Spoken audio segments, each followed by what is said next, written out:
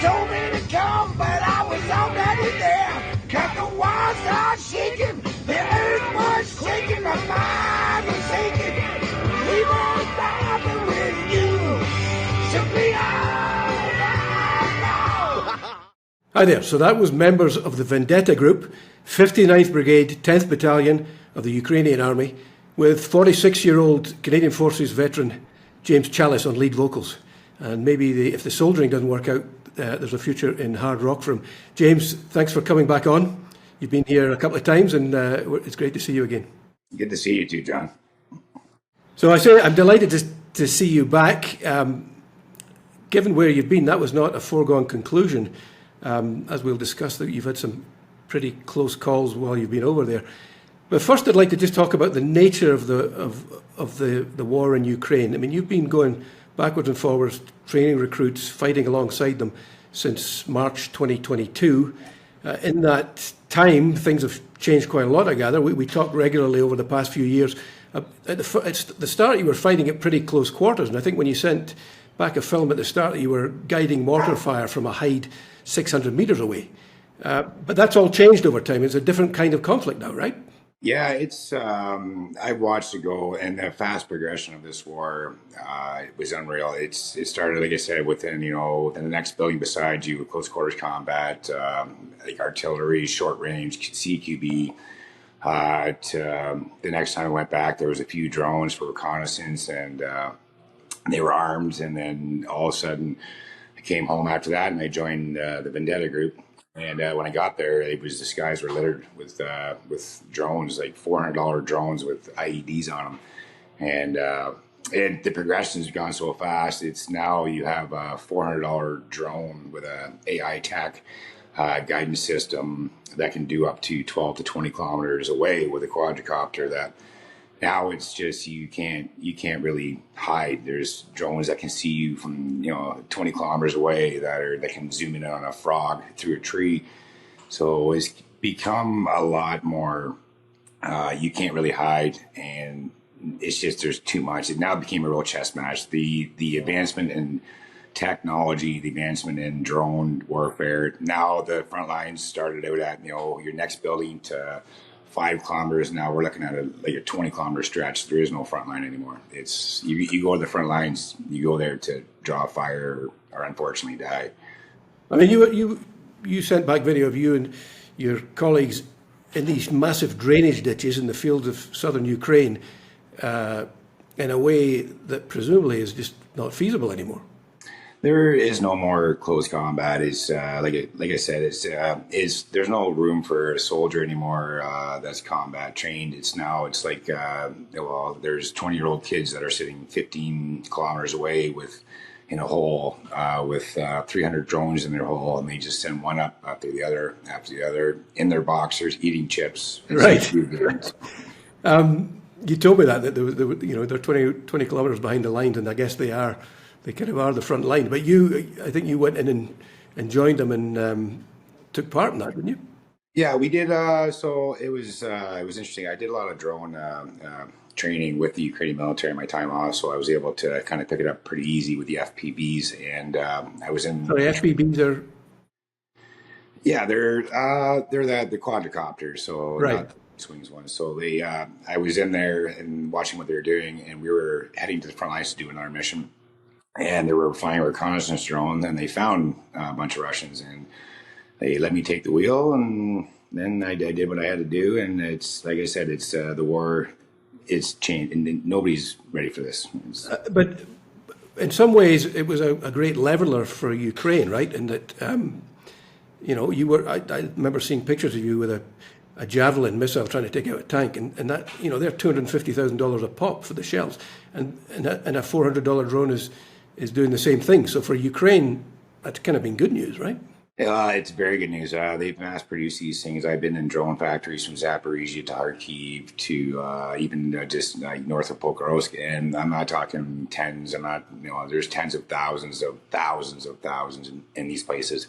One goes down, they send 5 more up. It's become a cost-effective war. These big defense contractors like Lockheed Martin, Bombardier, they got these big ticket items, but now, like you said, you can I can shoot a tank with a javelin. It's a fire and forget $250,000 missile, or I can hit them with a $400 drone with an IED on it that does the same thing. So it's completely changed the face of warfare. So that's all great as long as the technology is working and the drones can actually see. But from what I gather, you were saying that the drones were kind of blinded when the Starlink system became either unreliable or failed, and the Ukrainians had to come up with their own low-tech system.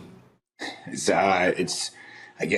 going from this high experienced tech to this style of warfare. So we had issues with Starlink going down on us twice on critical missions. We were on one mission in Kherson. Starlink shut down for 3 days, and the Russians unfortunately advanced. We were in Kharkiv. Starlink shut down on us again.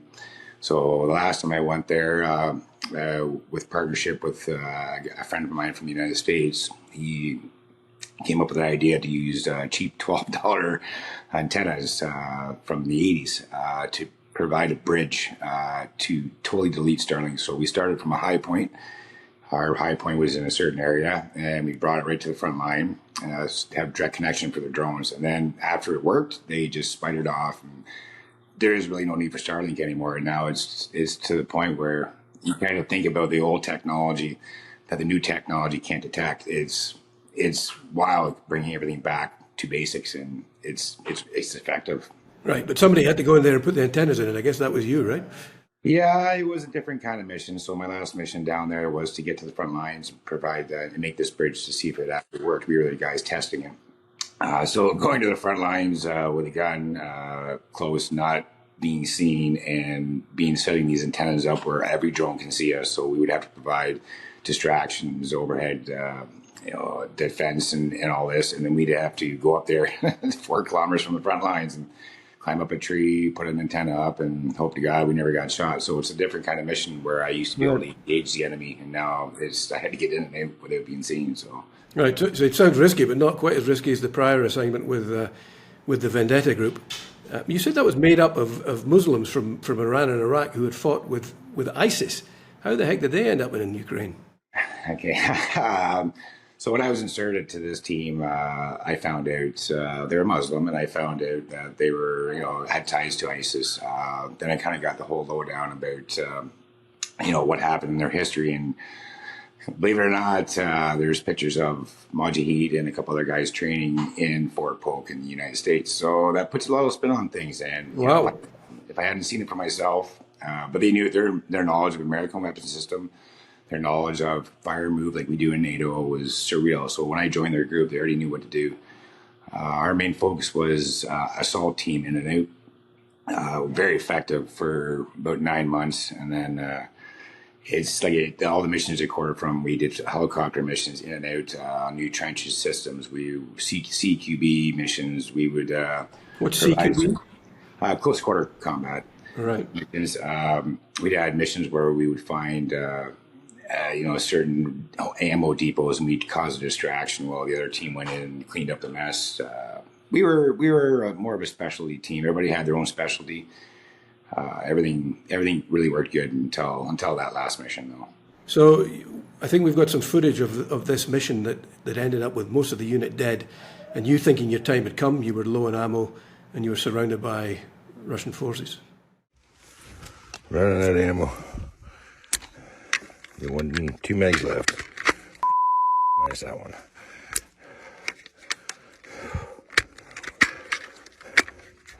We destroyed about 12 of them entering a building. Oh!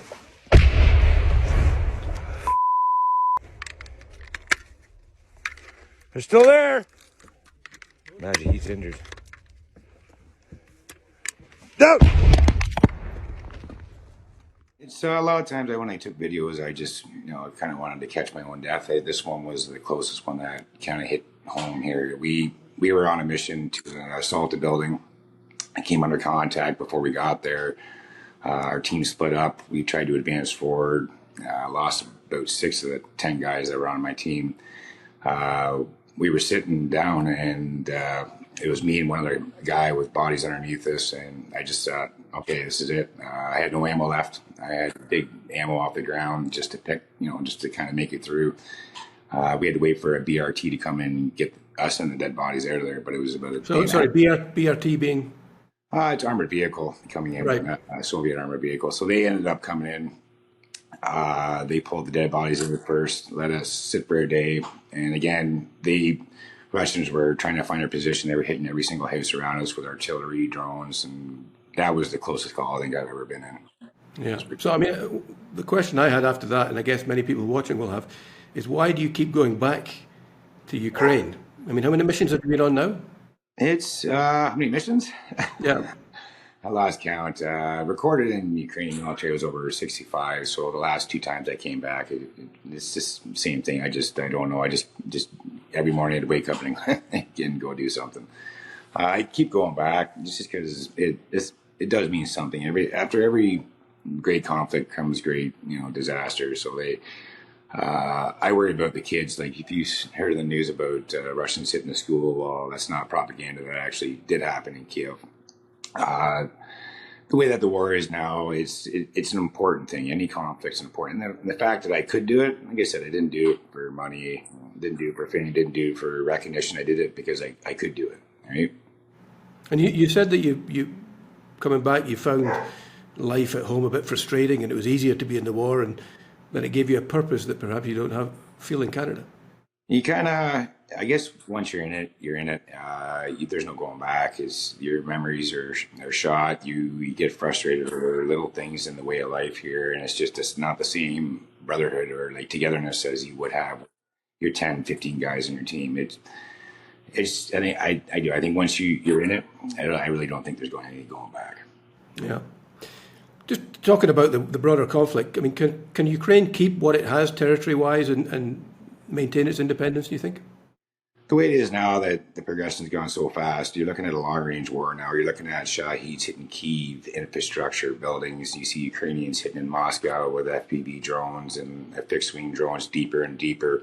Like I said, the front lines is really not, it's a wasteland. It's not even in Pokrovsk right now. I have buddies that are down there, and there's nothing left where the city that I was in is completely destroyed. So the advancement is kind of at a stalemate, because if you can kind of put pieces together, you look at like what Russia's doing and what Ukraine's doing. Well, Ukraine's hitting oil depots, their infrastructure, their economy.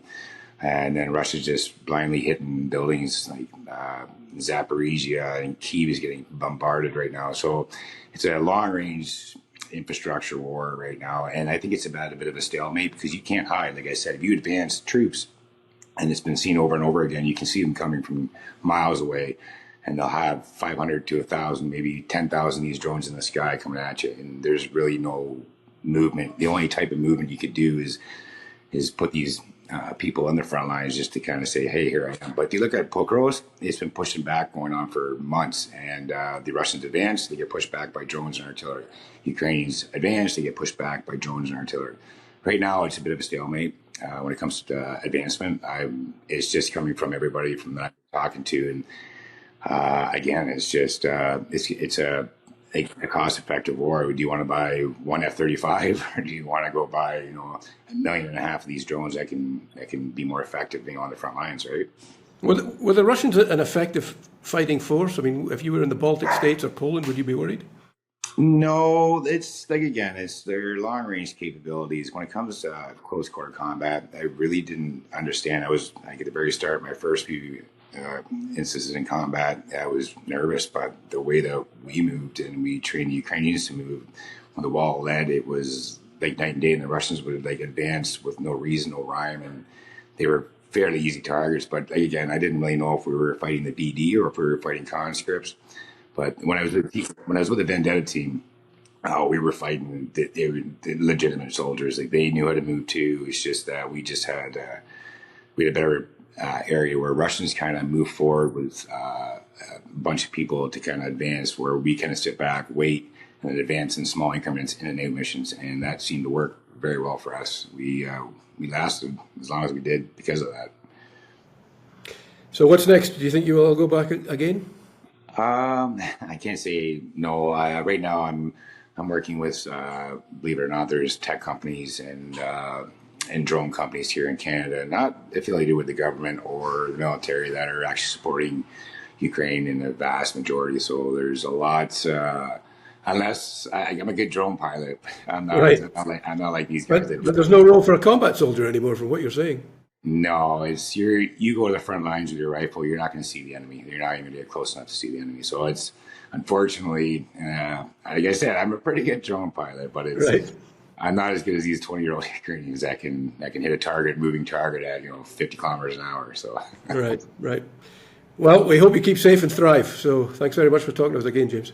I really appreciate it, John. Thank you. Cheers.